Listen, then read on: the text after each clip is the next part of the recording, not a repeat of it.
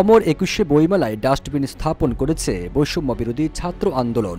ডাস্টবিনে লাগানো হয়েছে শেখ হাসিনার ঘৃণাস্তম্ভের ছবি, আর সেই ডাস্টবিনে ময়লা ফেলেছেন প্রধান উপদেষ্টার প্রেস সচিব শফিকুল আলম।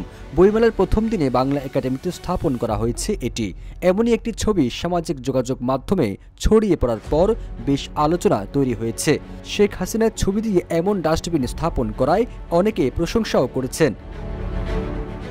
শফিকুল আলম তার ফেসবুক পেজে এই ডাস্টবিনে ৫টি ছবি পোস্ট করে লিখেছেন, শনিবার বাংলা একাডেমিতে ২১শে বইমেলার প্রথম দিনে বিনে জঞ্জাল নিক্ষেপ। এদিকে বৈষম্য বিরোধী ছাত্র আন্দোলন তার অফিসিয়াল ফেসবুক পেজে এই ডাস্টবিনের একটি ছবি পোস্ট করে লিখেছে, আজ থেকে শুরু হয়েছে মাসব্যাপী অমর ২১শে বইমেলা ২০২৫।